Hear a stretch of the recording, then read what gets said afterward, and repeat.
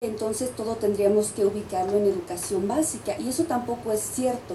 Hay habilidades que se tienen que ir fortaleciendo de manera que, como mencionaba anteriormente Silvia, de manera situada. Ya también lo comentó Enedina, es decir, si los alumnos tienen un problema que resolver, ahí en ese momento es cuando tendríamos que estarles apoyando, y ahí es cuando tiene sentido la función tutoral o la función del mentor. Es cuando tiene sentido que yo participe en una comunidad de práctica, cuando ahí voy a encontrar las respuestas para lo que unos expertos ya han abordado en ello. Entonces, es como decir, no es nada más ahí. Viene otro problema, es decir, y en los ámbitos laborales, ahí es súper importante. Ustedes piensen en un médico, piensen en un dentista, por supuesto, piensen en un maestro de educación básica, piensen en cualquiera de estos entornos laborales y piensen en una biblioteca con bibliotecarios que no están alfabetizados informacionalmente. Entonces tenemos un problema el cual no nada más se limita a la educación básica, sino como ahora está la tendencia, les recomiendo un autor, Layot, que dice, hay 3 escenarios: el escenario escolar, la educación en general, está el trabajo y para la vida. Es decir, tenemos estos escenarios donde nosotros tendríamos que estar abordando la alfabetización. ¿Por qué utilizar alfabetización y no otro término?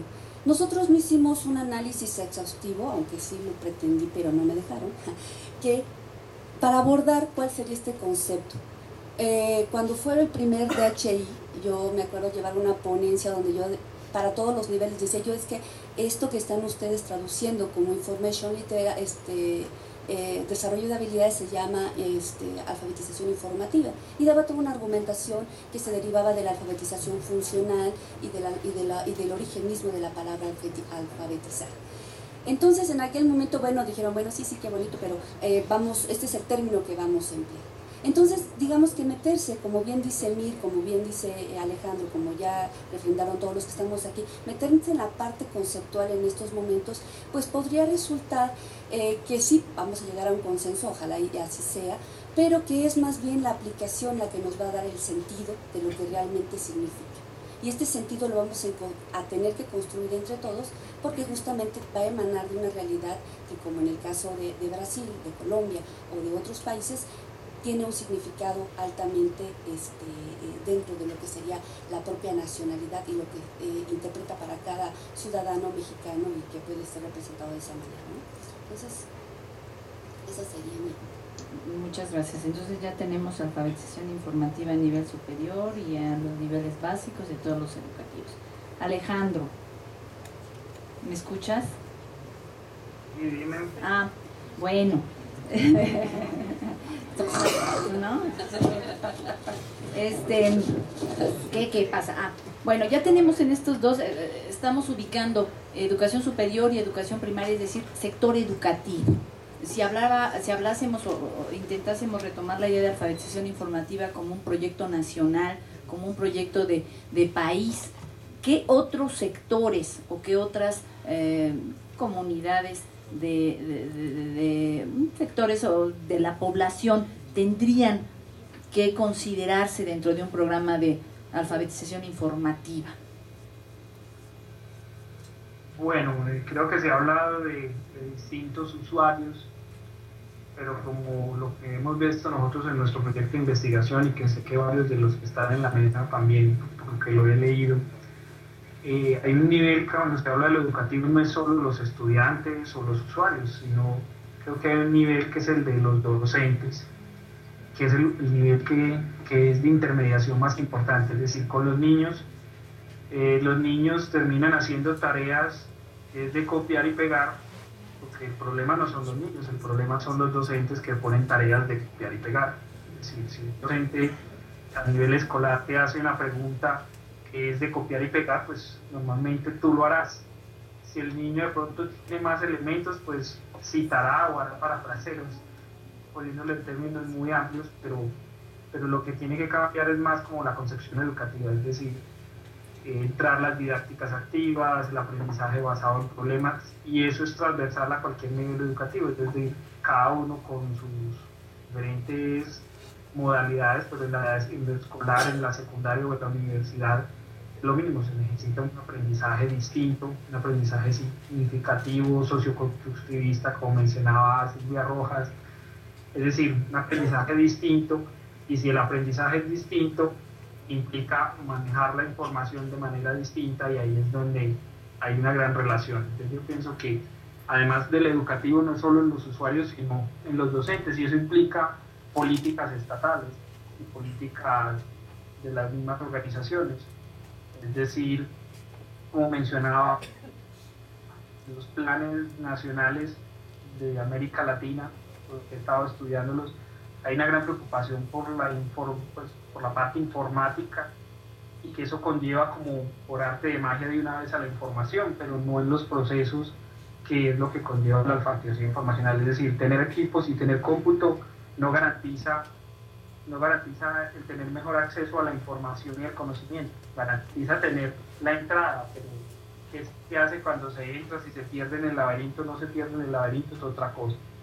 Y ya pensando en otros sectores, yo pienso que los sectores de informática, las empresas de software y todos estos multinacionales, en que no vendan esa idea de que solo hay que comprar equipos, y los proyectos en América Latina muchas veces se sustentan en eso, pero no van más allá, y creo que hay que tener como otras políticas, y ahí entra la visión de software libre y software propietario, es decir, hasta cuánto amarramos, y eso genera más costos. Invertimos todos los costos en la tecnología, y por eso se invierte poco en la educación o en otros materiales.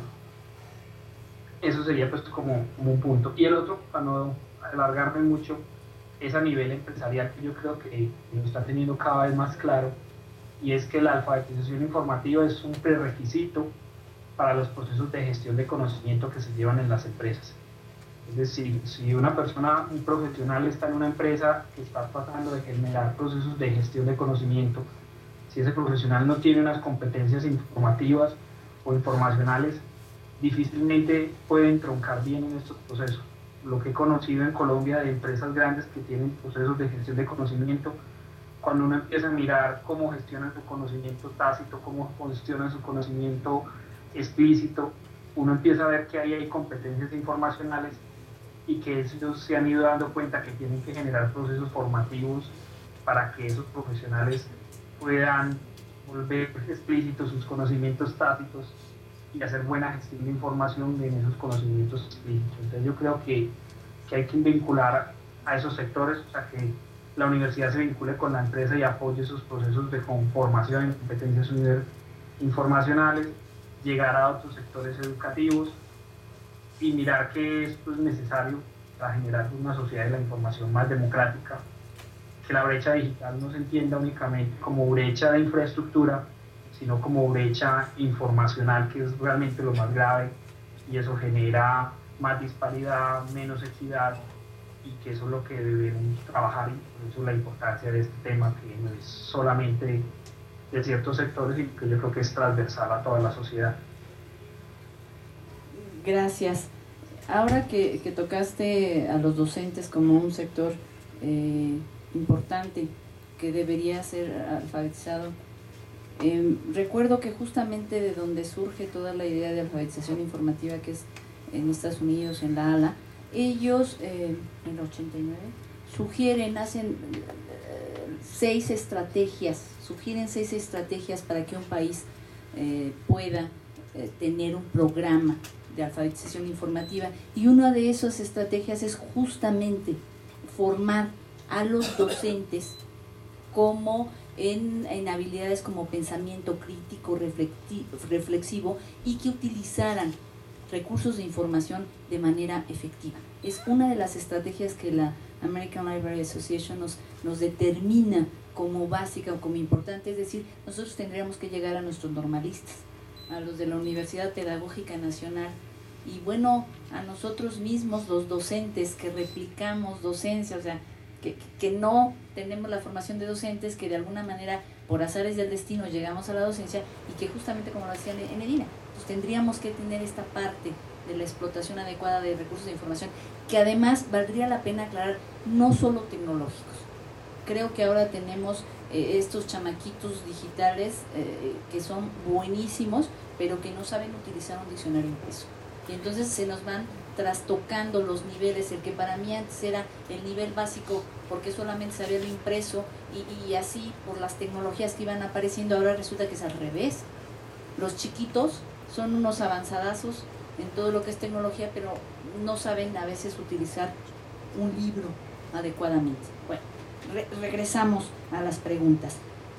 Ahora para Emir, porque bueno, esto es alfabetización informativa, o vamos a lo mejor a decir esto no es alfabetización informativa, por descarte llegaríamos a un concepto. A lo mejor para tratar de entenderlo mejor, sería conveniente determinar sus características. A partir de una caracterización no tenemos una esencia, o sea, no sabemos si es un proceso, si es una puerta, en fin. Caracterizándolo, lleguemos a entender cabalmente qué sería un programa, propuesta,